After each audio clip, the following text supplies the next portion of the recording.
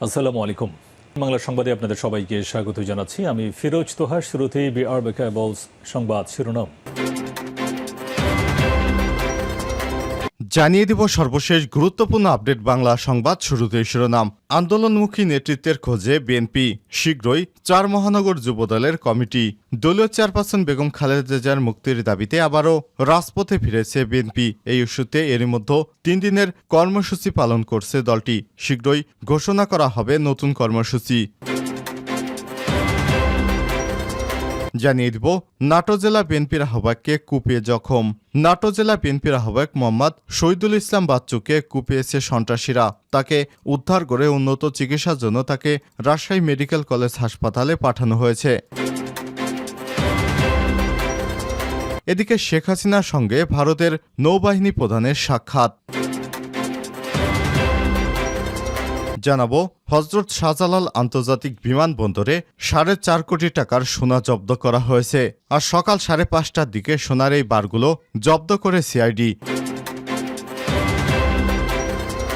জানিয়ে দিব ভারতে পদদলিত হয়ে মৃতের সংখ্যা বেড়ে 121। গ্রেপ্তার হতে পারেন ভোলে বাবা। ভারতের উত্তরপ্রদেশে একটি ধর্মীয় সমাবেশে পদদলিত হওয়ার ঘটনায় মৃতের সংখ্যা বেড়ে 121 জনে দাঁড়িয়েছে। স্থানীয় প্রশাসনের বরাতে বুধবার 3 জুলাই সকালে সর্বশেষ প্রতিবেদনে এসব তথ্য জানিয়েছে এনডিটিভি। নিহতদের মধ্যে নারীর সংখ্যায় শতাধিক এবং 7 জন শিশু রয়েছে। এছাড়াও 28 জন আহত অবস্থায় চিকিৎসাধীন নিচ্ছে। তাদের নিবিড় পর্যবেক্ষণে রাখা হয়েছে। এবং সর্বশেষ জানিয়ে দিব এবার আফগানিস্তানে হামলা করবে পাকিস্তান। মাত্র বছর কয়েক আগে আফগান মাটি থেকে পরাজয় মেনে নেই তল্পিতল্পা গুটিয়ে পালিয়েছে পরাশক্তি যুক্তরাষ্ট্র। তার আগে একই ভাগ্য বরণ করেছে তৎকালীন সোভিয়েত ইউনিয়ন। এরপর কাবুলের হাতে ক্ষমতা দখল করেছে ধর্মীয় কট্টরপন্থী একটি গোষ্ঠী। সেই সুযোগে মাথাচাড়া দিয়ে উঠেছে উগ্রপন্থী সশস্ত্র গোষ্ঠীগুলো। এবার তাদের থামাতে আফগানিস্তানে হামলা চালাতে ঘোষণা দিয়েছেন মার্কিন মিত্র এবং সীমান্তবর্তী রাষ্ট্র পাকিস্তান। ব্রিটিশ সংবাদ মাধ্যম বিবিসির এক প্রতিবেদনে জানানো হয়েছে উগ্রপন্থী সশস্ত্র গোষ্ঠীগুলোর বিরুদ্ধে পাকিস্তান সেনাবাহিনী চলমান অভিযানে অংশ হিসেবে আফগানিস্তানে হামলা অব্যাহত রাখবে ইসলামাবাদ। এমন মন্তব্য করেছে পাকিস্তানের প্রতিরক্ষামন্ত্রী খাজা আসিফ। প্রিয় দর্শক, এতক্ষণ শুনছিলেন সংবাদ শিরোনাম, এবারে বিস্তারিত। তবে তার আগে বন্ধুরা, আপনি কোন স্থান থেকে আমাদের সংবাদটি দেখছেন কমেন্ট করে জানিয়ে দিন এই সংবাদ সম্পর্কে আপনার মূল্যবান মতামত। প্রিয় দর্শক, আপনি যদি আমাদের চ্যানেলে নতুন হয়ে থাকেন, ভিডিওটি দেখতে দেখতে চ্যানেলটি সাবস্ক্রাইব করে রাখুন, যাতে করে আমাদের লেটেস্ট আপডেট সংবাদগুলো সবার আগে আপনার কাছে পৌঁছে যায়। এবারে বিস্তারিত। আন্দোলনমুখী নেতৃত্বের খোঁজে বিএনপি, শীঘ্রই 4 মহানগর এবং যুবদলের কমিটি। দলীয় চেয়ারপারসন বেগম খালেদা জিয়ার মুক্তির দাবিতে আবারও রাজপথে ফিরেছে বিএনপি। এই ইস্যুতে এরই মধ্যে 3 দিনের নতুন কর্মসূচি পালন করেছে দলটি। শীঘ্রই ঘোষণা করা হবে নতুন কর্মসূচি। তবে ঢাকা মহানগর, উত্তর ও দক্ষিণ সহ গুরুত্বপূর্ণ ইস্যুতে 4 মহানগরে 3 সপ্তাহ ধরে নেতৃত্বহীন বিএনপি। গত 13 জুন ঢাকার 2টি এবং চট্টগ্রাম ও বরিশাল মহানগর কমিটি ভেঙে দেওয়া হয়েছে। সেদিনই বিলুপ্ত করা হয় গুরুত্বপূর্ণ অঙ্গ সংগঠন জাতীয়তাবাদী যুবদলের কেন্দ্রীয় কমিটি। প্রতিটি ক্ষেত্রেই তখন বলা হয়েছিল দ্রুত সম্ভব নতুন কমিটি ঘোষণা করা হবে। তবে 20 দিন পার হলেও 4 মহানগর ও যুবদলের নতুন নেতৃত্ব দিতে পারেনি বিএনপি। যদিও এসব কমিটি গঠন প্রক্রিয়ায় চূড়ান্ত পর্যায়ে রয়েছে বলে দলীয় সূত্র থেকে দাবি করা হয়েছে। সেক্ষেত্রে শক্তিশালী আন্দোলনের জন্য কার্যকর ভূমিকা রাখতে পারবেন এমন নেতাদের মূল পদের জন্য বিবেচনা করা হচ্ছে বলে জানা গেছে। বিএনপির দপ্তর সূত্র থেকে জানা গেছে মহানগর বিএনপির কমিটি গঠন এখনও প্রক্রিয়াধীন। গত সপ্তাহে হঠাৎ বিএনপি চেয়ারপারসন খালেদা জিয়া গুরুতর অসুস্থ হওয়া কমিটি ঘোষণা থেকে বিরত থাকে দলের হাইকমান্ড। এছাড়াও সম্প্রতি বিএনপির কেন্দ্র কমিটিতে বড় ধরনের রদবদল, একাধিক কমিটি বিলুপ্তর ঘটনায় দলের ভেতর এবং বাইরে নানা আলোচনার কারণে কিছুটা সময় নেওয়া হচ্ছে। আবার কেউ কেউ বলছেন পদপ্রত্যাশী নেতাদের পারফরমেন্সের মূল্যায়নের জন্য কিছুটা ধীরে চলার কৌশলও নিচ্ছে নীতি নির্ধারকেরা। সংশ্লিষ্টরা জানায় ঢাকায় সংগঠনগুলো দুর্বলতা কাটাতে বারবার নানামুখী উদ্যোগ নেয় বিএনপির হাইকমান্ড। তবে ঢাকায় সাংগঠনিক শক্তি নিয়ে খোদ দলের মধ্যেই প্রশ্ন রয়েছে। বিশেষ করে গত বছরের 28শে অক্টোবরের পর লাগাতার আন্দোলনে মহানগর বিএনপির শীর্ষ নেতাদের ভূমিকা নিয়ে এই প্রশ্ন আরও বেশি জোরালো হয়। ফলে আন্দোলন কর্মসূচিতে ভূমিকা মূল্যায়ন করে ঢাকা মহানগর উত্তর ও দক্ষিণ এবং চট্টগ্রাম ও বরিশাল মহানগর বিএনপি এবং জাতীয়তাবাদী যুবদলের কেন্দ্রীয় কমিটি ভেঙে দেয় বিএনপি।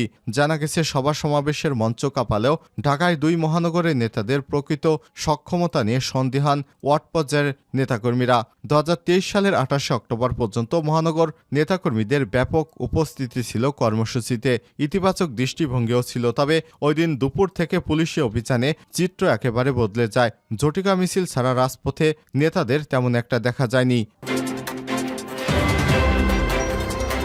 নাটোরে জেলা বিএনপির আহ্বায়ককে কুপিয়ে জখম।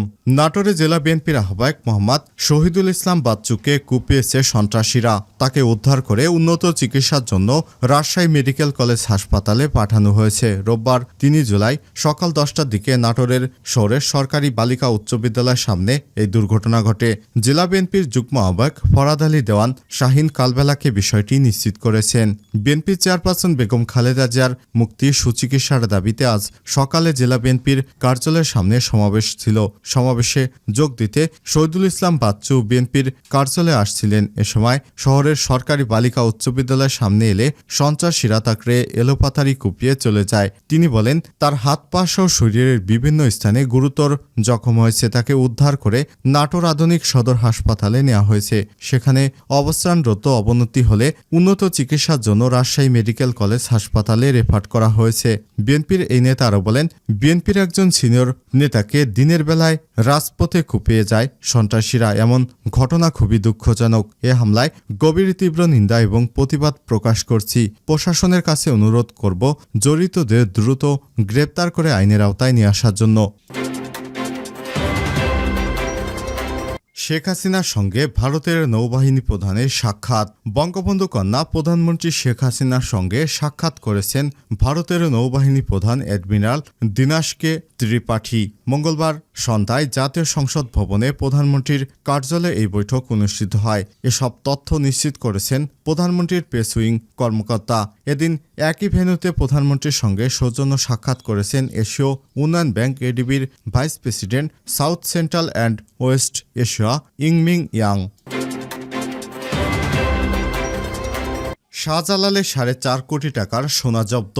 হজরত শাহজালাল আন্তর্জাতিক বিমানবন্দর থেকে 4.5 কোটি টাকা মূল্যের 38টি সোনার বার জব্দ করা হয়েছে। বুধবার 3 জুলাই সকাল 5:30টার দিকে সোনার এই বারগুলো জব্দ করা হয়। ওমানে মস্কোট থেকে অবতরণ করা সালাম এয়ারলাইন্সের একটি ফ্লাইট থেকে সব সোনার বার জব্দ করে কাস্টমস কর্মকর্তারা জানিয়েছে, গোপন সংবাদের ভিত্তিতে জানা যায় শাহজালাল বিমানবন্দরে অবৈধ সোনা আসছে। এতে বিমানবন্দরের নিরাপত্তা ব্যবস্থা আরও জোরদার করা হয়। ভোর 5:30টার দিকে ওমানের মস্কোট থেকে আসা অভি 497 নম্বর ফ্লাইটটি রামেজিং করা হয়। তারা জানান, এ সময় সিট নং 2 DUF এর উপরে লাগেজ রাখার কেবিনে কালো স্কচ টেপে মোড়ানো 2টি ভারী বস্তু পরিত্যক্ত অবস্থায় পাওয়া যায়। পরে সেখান থেকে 38টি সোনার বার জব্দ করা হয়, যার আনুমানিক বাজার মূল্য 4,50,00,000 টাকা।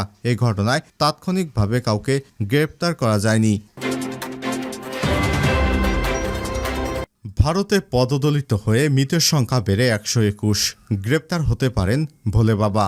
ভারতের উত্তরপ্রদেশে একটি ধর্মীয় সমাবেশে পদদলিত হওয়ার ঘটনায় মৃতের সংখ্যা বেড়ে 121 জনে দাঁড়িয়েছে।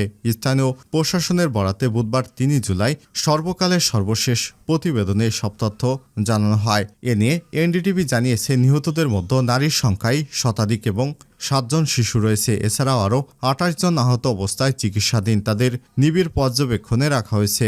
এর আগে মঙ্গলবার 2 জুলাই উত্তরপ্রদেশের হাতারাসে ভোলে বাবার সৎসঙ্গে মর্মান্তিক দুর্ঘটনা ঘটে। সেখানে পদপিষ্ট হয়ে অসংখ্য মৃত্যুর শোকের ছায়া নেমেছে গোটা দেশে।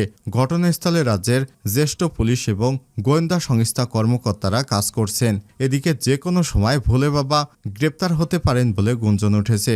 উত্তেজনা এড়াতে হাতরাস আছে কঠোর অবস্থানে আছে আইনশৃঙ্খলা রক্ষাকারী বাহিনীর সদস্যরা। পাশাপাশি ভোলে বাবার আশ্রমে রামকুঠির প্রাঙ্গণে বিপুল পুলিশ মোতায়েন করা হয়েছে। জানা গেছে সৎসঙ্গে যোগ দিলে ভোলে বাবা ভক্ত সেখানে জড়ো হন। তারা ভোলে বাবার পায়ে ধুলো এবং আশীর্বাদ নিতে উদ্গ্রীব হয়ে ওঠেন। পেছনের কাতারে ভক্তরা মঞ্চের কাছাকাছি যেতে ছোটাছুটি করে।